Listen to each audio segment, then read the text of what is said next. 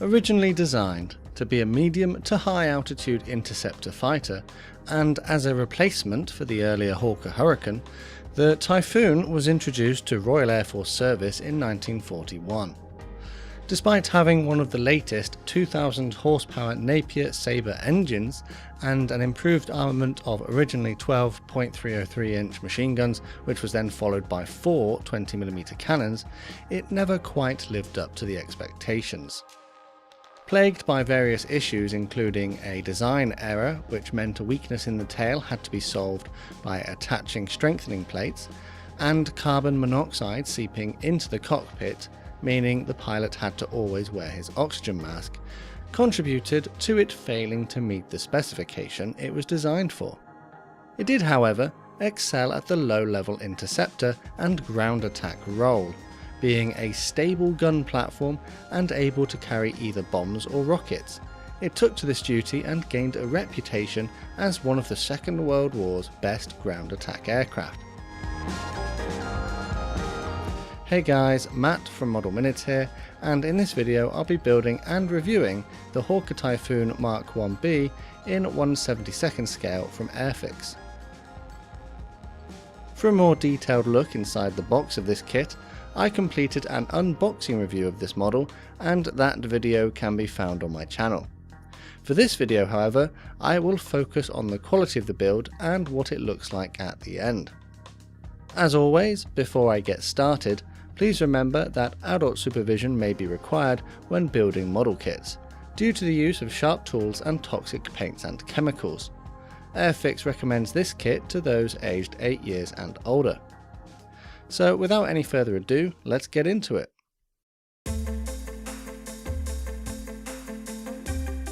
This particular version of the kit comes as a starter gift set.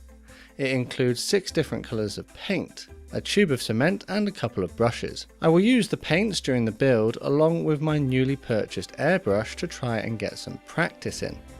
The first thing I did was to wash the plastic parts in warm soapy water. This will help remove any oil or grease that might be left over from the moulding process and give a clean surface for cement and paint to stick to. With that done and having left the parts to air dry, now it was time to start building. Throughout this build I will remove the parts from the sprue using either a set of snips or a sharp knife.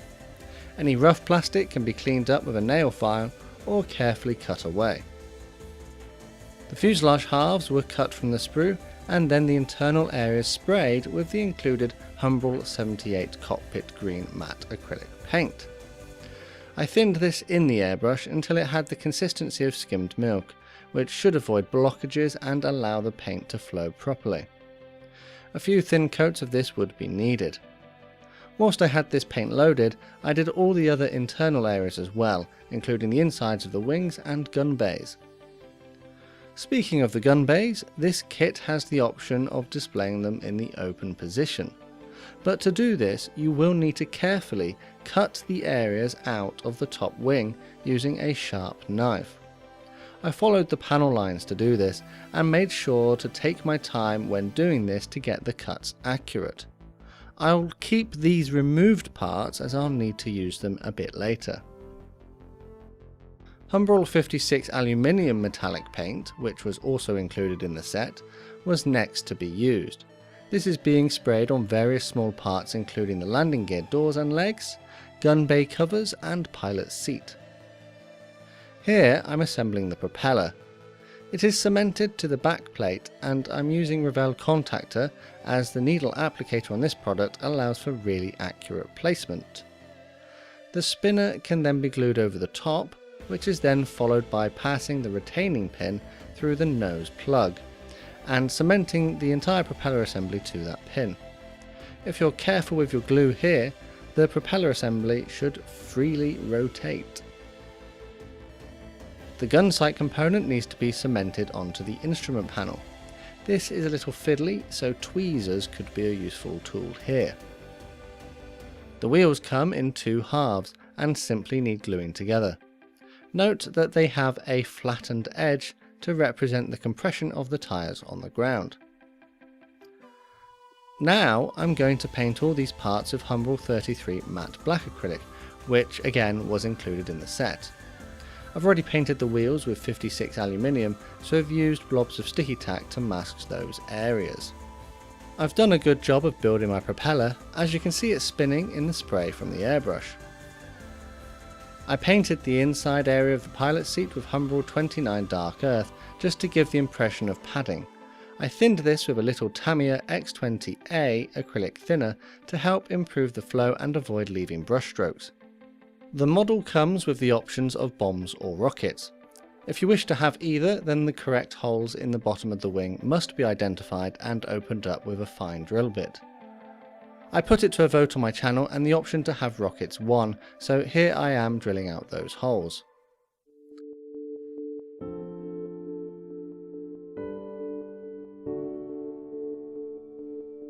A decal is included for the instrument panel, so I cut it from the rest of the decal sheet and soaked it in warm water to release it from the backing paper. I'm using microscale, microset and sol for this build. These decal setting solutions will help the transfer to stick to the surface of the parts and conform to the details. I first brush microset onto the instrument panel, then slide the transfer into place. Then I will brush microsol on top to soften it further. Whilst the decal cures, I'm going to build up the interior of the cockpit. First I add the control column, then the rudder pedals. Here I've attached this circular component to the radiator for the air intake, and I'm using Humbrol liquid poly to run into the gaps and keep it in place. The pilot seat can now be cemented to the backing plate. This is a little fiddly as the mounting points are tiny, but it is possible. This seat assembly is then cemented into the mounting holes inside the fuselage. You'll note that I've picked out some of the details inside that area. The tail wheel is next to be added to the fuselage. It's worth noting that this can be angled downwards like I have done, or if you rotate it 90 degrees it will sit against the other mounting point and be in the raised position. The landing gear bays are now ready to have the radiator assembly attached to it. This can then be added to one half of the fuselage. You must take care here to get it right, or you could face alignment issues when you come to add the other half of the fuselage. This exhaust vent can be cemented into its locating holes. You can position this open or closed. I chose to display mine in a more closed position. With that done, the other fuselage half can now be added to the build. You might need to apply some pressure until it sets to make sure it all stays together. The horizontal tail surfaces can now be added. These simply cement into their respective slots. This is then followed by the rudder. A small clear part has to be glued into the hole at the back of the lower wings. I used PVA glue to do this, which will dry clear. The lower wing half is then cemented to the landing gear bays and a small portion of the fuselage. Here the gun bays have already been painted in Humbrol 78 cockpit green, but to pick out the cannons I'm going to carefully use Humbrol 53 gunmetal grey. I used this paint straight from the pot and with a fine brush to get it in the right places. 171 antique bronze was then used to highlight the cannon shells in the magazine racks. The gun bays were then cemented into the correct places on the insides of the wings. Just a small note, if you're not displaying them with the covers removed, you don't need to paint them. I used Humbrol liquid poly to join the top halves of the wings to the build. This product will flow into the gaps and give a good bond, but I don't think it's quite as good as the Tamiya Extra Thin that I normally use. Sadly, I had run out, and this was the next best thing the model shop I visited recently had in stock. Gotta help out those small businesses. I decided to add the rails for the rockets at this stage, as they would be painted the same colour as the underside of the aircraft, and it didn't make sense to be painting them separately. These are the landing gear doors that are included to display the model in a flying pose. I'm not going to use them in this build, but will borrow them to cover the bays I've already painted to protect them from my airbrush. They were simply pushed into place and stayed there due to friction. I covered that small clear part I added earlier with a blob of Vallejo liquid mask to protect that as well. You can see that I plugged the radiator on the nose with some sticky tack. I did attempt a little pre-shading with Humbrol 33 matte black, but must have got the ratio of paint wrong as it didn't really work. Oh well, on to the next step.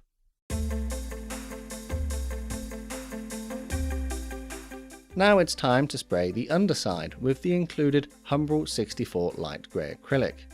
Again, this was thin to help it come through the airbrush without causing blockages. I also used this paint on the external areas of the landing gear covers. A few coats of this paint would be needed, but it seems to be going okay so far. Here I've masked the underbelly of the model with tape, as that is now dry and I want to protect it from the next camouflage layers. Remember those gun covers I removed earlier? Well, now it's time to put them back on to mask the gun bays I've so beautifully painted. Humbrol 106 Ocean Grey matte acrylic was the next layer added to the model. I didn't have a great time with this paint. It was a bit grainy and didn't really thin too well. After some patience and persistence though, I managed to get to a point I could move on. I used masking tape to create a camouflage scheme as indicated on the instructions, and then sprayed the Humbrol 30 dark green paint over the model. This paint came out much better, and after a few coats it was time to remove the masks. Not too bad for only my second model using the airbrush. Right, what's the next step? Ah yes, cleaning up the small areas of paint bleed. I got out my trusty paintbrush, thinned some of the base colour paint and carefully covered up these little areas where the masking hadn't done such a good job. Now it's gloss coat time. I'm using this K-Colors airbrush ready gloss paint, and I have to say, it was great. After a little shake you can pop it straight into the airbrush and away you go. A few thin coats of this all over the model and I had quite a nice finish ready for decals. A gloss coat will help to prevent them from silvering when you apply them.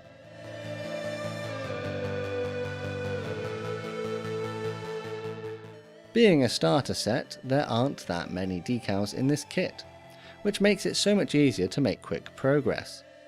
I soak them in warm water to release them from the backing paper.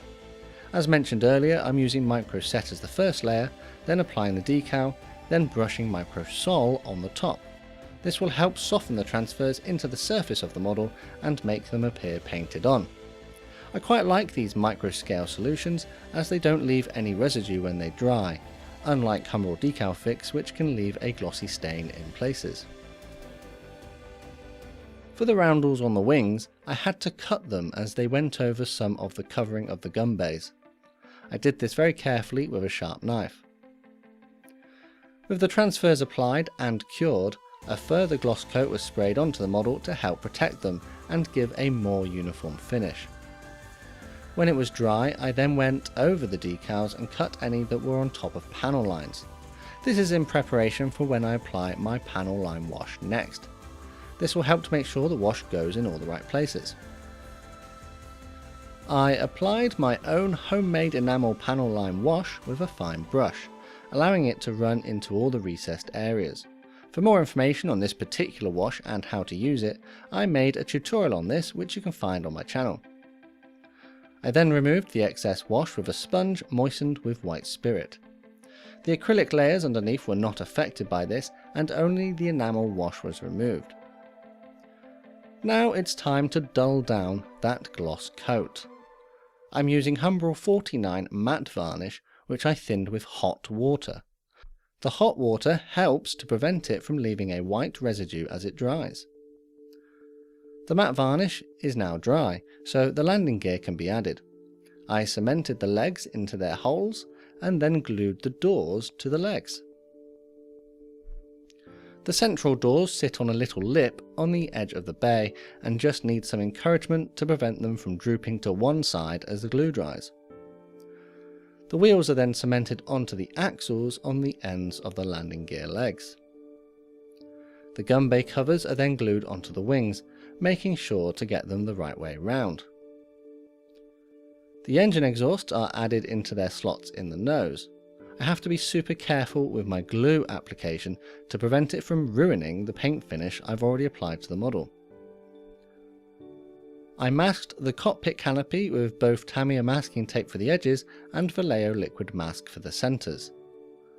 Whilst the liquid mask was drying, that reminded me, I needed to remove the liquid mask I used on the landing light earlier. It was carefully worked away from the model using a knife. The cockpit canopy and all the rockets are now being sprayed with Humbrol 30 dark green. I masked both the inside and outside of the clear parts to prevent any paint from getting in the wrong places. The paint has now dried and I've removed the masking tape. The canopy looks alright to me. I glued them onto the model using PVA, taking care to position them in the right places. I decided to display the canopy open, but you could glue it closed if you want to. It's worth noting that a pilot figure is included in the kit if you want to use it, but I thought it would be nice to view the cockpit without him sitting in the way. The tips of the propeller blades were given a tiny amount of 24 trainee yellow. I did this by eye using a fine brush. The rockets can now be cemented into their slots on the rails on the wings. The propeller assembly was glued into the hole in the nose of the model, and the plug cements into place, and then the prop should still be able to turn freely. I mixed up some Humbrol 53 gunmetal grey and 171 antique bronze to give a slightly rusted effect, and then painted this onto the exhaust pipes.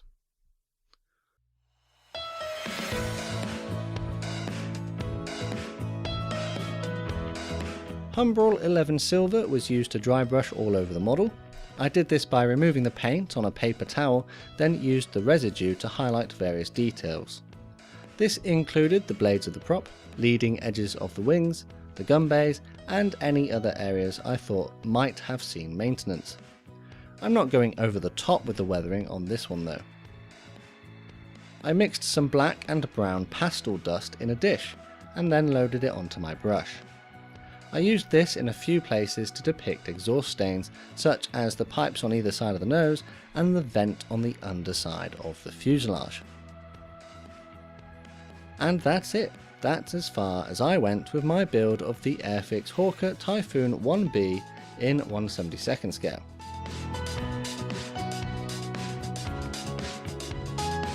So, what did I think of this kit? I loved it. I thought the moulding was great, the quality of the parts was good, and the fit was fantastic.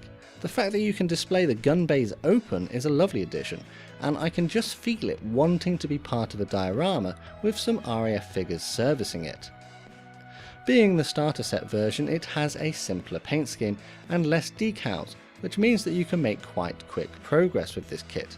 And I did, with it only taking about 2 days to be completed. The instructions are easy to follow and the decals are well printed.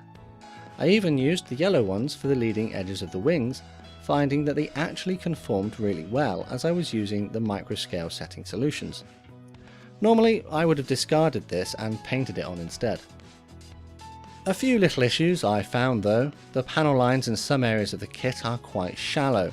Airfix has been notorious for having deep panel lines in many of its kits, and I feel like they heard that and went the other way in this one. The wash I applied didn't really stay in those lines, and as they were shallow they got cleaned out with the white spirit. Also, the included acrylic paints were not great. At least they were not great for airbrushing. The greys in particular were a bit grainy, and no matter how much I thinned them, they would block up the airbrush. The green and silver though airbrushed perfectly. Perhaps in the future I will get some more airbrush ready paints similar to the gloss coat I have. Enough about that though, let's talk a little bit about the history of the kit. This kit was tooled in 2013, so it's not that old, and this specific starter set version dates from the same year, so effectively is a first edition. It has been available as a normal Series 2 kit though, coming without paints or glue, but instead a choice of 2 decal options, originally in 2013, but more recently a different version in 2019. It's also been part of a model set commemorating D-Day, coming with vehicles and figures to form a diorama. At the time of this video, the starter set version I have here still seemed to be available from Airfix and retailing for £13.99 in the UK. I think that price is about right for the quality of the kit, the fact it comes with 2 brushes, 6 paints, a tube of cement, and has those fantastic little features where you can display the gun bays open. But if you're on a budget though, the other version, without paints, retails for around £10. Airfix reckons that this is a skill level 1 kit, and I'd actually agree in one regard and disagree in another. The paint scheme is not really any harder than, say, the Airfix Spitfire, which is also a skill level 1, nor is the general construction of the model. The slightly more advanced aspect, however, is if you want those guns to be on display. Cutting those slots out of the wing would have put me off as a beginner, so for that reason I'd say it's probably closer to a skill level 2. I'd probably recommend this as a second or third model to someone rather than an absolute first time introduction to the hobby. Anyway, I think it's probably time to wrap this one up. This is a fantastic kit of the Hawker Typhoon, which I really enjoyed building. It has some great little features and is to a good quality. The only area it's let down is with those grainy Humbrol paints, but that would be easily overcome by sourcing something a little better. Ultimately though, it's given me the chance to get some practice in with my new airbrush, and I haven't ruined the model like I thought I would. Let me know what you think of my model in the comments below, and feel free to leave any suggestions for video builds you might like to see as well. Subscribe with notifications on to see more modelling content, and click that like button if you enjoyed this video. Massive thanks to my patrons over on Patreon. It's due to the contribution of people like this that I can keep making new videos. I'll probably be buying some airbrush ready paints with their donations, so if you want to join this community, take a look at the link in the description. Whilst you're in the description box, you'll find links to my social media. I'm on Instagram, Facebook, Twitter and Discord. All that's left to say is a massive thank you to you for watching this one, and I'll see you on the workbench next time.